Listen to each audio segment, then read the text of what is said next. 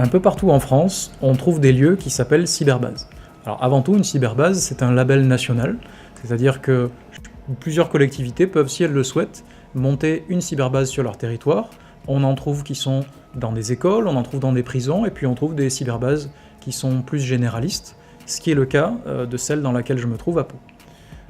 Avant tout, il s'agit d'un lieu où le grand public va pouvoir venir et suivre des cours pour s'initier à l'utilisation de l'outil informatique, l'utilisation de l'internet. Le premier contact avec la cyberbase, c'est généralement lors de l'arrivée, et donc à l'accueil de la cyberbase. Donc il y a là un animateur en permanence qui va répondre à vos questions, faire les inscriptions, renseigner les personnes qui souhaitent suivre des ateliers. Dans cette même salle, on trouvera également les 14 machines qui sont en accès libre et qui permettent à tout un chacun de venir pendant 60 minutes par jour. Une démo, c'est ce qui permet aussi une certaine transmission des connaissances quand un atelier pratique ne se justifie pas. Donc une démo, généralement, ça s'adresse à des gens qui n'ont jamais manipulé d'ordinateur, ou quand le sujet ne nécessite pas d'aller plus loin que de visionner différents sites internet ou différents logiciels sur le grand écran. Du coup, la démo, elle s'entend surtout sous la forme d'une discussion, où l'animateur va présenter les sites, les logiciels, les concepts qu'il a à montrer aux différents participants, et très rapidement, ça va se transformer en une discussion où chacun pourra poser sa question, pourquoi pas amener aussi sa connaissance, son expérience, et c'est comme ça que par le biais d'une démo, on arrive à transmettre tout un tas d'informations. C'est un excellent complément aux ateliers qui ont lieu au premier étage.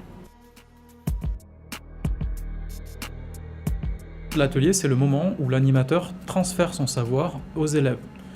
Ça se passe au premier étage, avec un petit groupe. L'animateur va montrer, grâce à son vidéoprojecteur, les manipulations à effectuer, et les élèves pourront reproduire ça sur l'ordinateur portable qui est à leur disposition.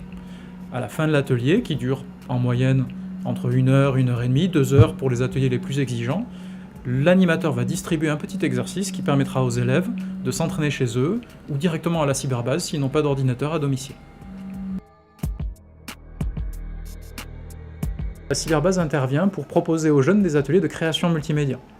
S'ils aiment bien la vidéo, eh bien on va leur montrer comment on fait un film et surtout comment on fait des trucages vidéo.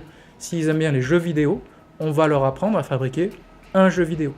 Donc chaque séquence en petits groupes dure environ 1 heure et demie à 2 heures.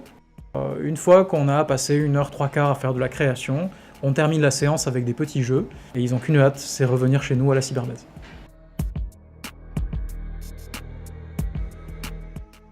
La cyberbase Pau-Pyrénées, ce n'est plus exclusivement à Pau. Depuis 2011, nous intervenons également dans 11 communes de la communauté d'agglomération, et c'est ce qu'on appellera les ateliers, donc ça commence par le symbole arrobase. Pendant les ateliers, eh bien, on va suivre exactement les mêmes cours que ceux que l'on peut suivre à Pau. À une petite nuance près, c'est que lorsque les cours ont lieu à Pau, eh bien, ce sont des ateliers à la carte, chacun choisit la date qu'il préfère sur le programme mensuel. Lorsque ce sont des ateliers dans les communes de l'agglo, alors là on ne dispose pas des salles sur toute la semaine, donc ce qui se passe c'est qu'on organise des ateliers le même jour de la semaine, à la même heure, avec le même animateur.